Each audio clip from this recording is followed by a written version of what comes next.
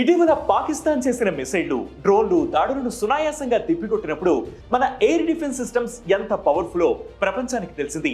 Russia నుంచి దిగుమతైన S-400 కు ధీటుగా దేశీయ ఆకాశ్ డిఫెన్స్ సిస్టమ్ పాక్ కు చుక్కలు చూపించింది. దేశీయ సాంకేతికతతో తయారై ఆపద వేళ మనల్ని ఆదుకున్న ఆకాశ్ మిసైళ్లు, దాని వెనక ఉన్న వారి గురించి ఈరోజు భారత్ మ్యాటర్స్ లో. దేశం కోసం కలలు కని వాటిని సాధించడమే ఆశయంగా పెట్టుకుని కొందరు దేశభక్తులు చేసిన నిర్విరామ కృషి ఫలితమే ఈ ఆకాశ్ మిసైల్ సిస్టమ్. ఇప్పుడు మన రక్షణ వ్యవస్థ ఇంత పటిష్టంగా ఉండడానికి బీజం 42 ఏళ్ల క్రితం పడింది. అది 1983వ సంవత్సరం. హైదరాబాద్ లో అప్పటికే doctor APJ Abdul Kalam DRDL director గా అపాయింట్ అయ్యారు. ఇంటిగ్రేటెడ్ మిసైల్ డెవలప్మెంట్ ప్రోగ్రామ్ కోసం కేంద్రం ఆయన్ను రంగంలోకి దింపింది. భారత్ కు పవర్ఫుల్ మిసైల్స్ అందించాలని కలలు కన్న కొందరిలో కలాం ఒకరు.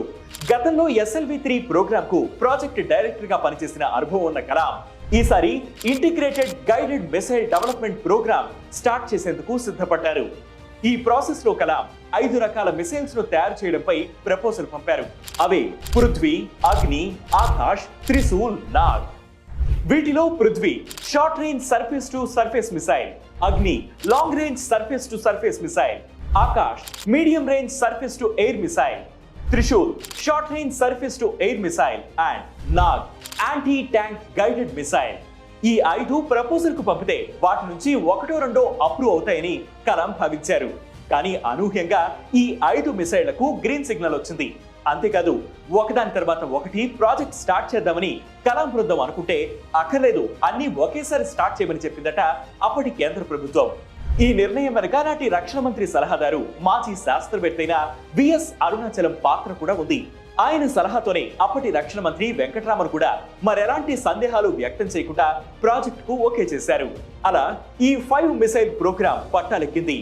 ఇందులో పృథ్వీ, త్రిశూల్, నాగ్ కలాం ఆధ్వర్యంలో స్టార్ట్ అవగా, అగ్ని ప్రాజెక్ట్ కు రామ్ నరేన్ అగర్వాల్ ను, ఆకాశ్ కు ప్రహ్లాద రామారావును కలాం ప్రాజెక్ట్ డైరెక్టర్ గా నియమించారు.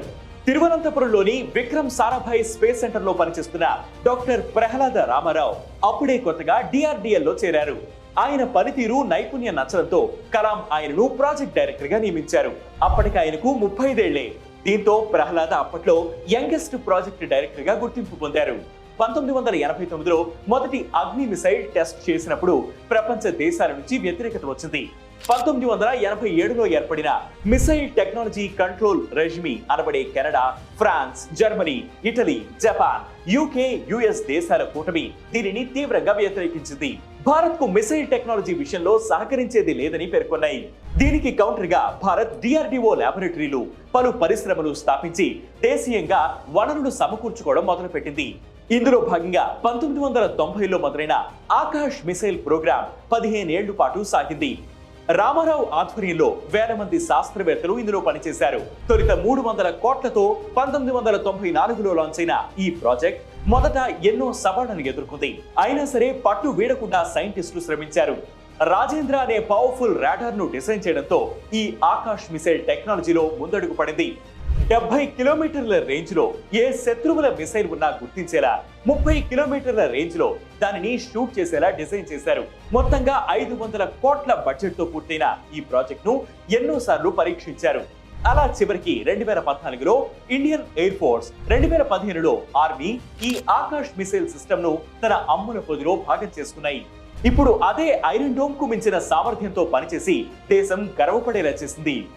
ఈ టెక్నాలజీని అందించేందుకు శ్రమించిన శాస్త్రవేత్తలందరికీ జోహార్లు. జై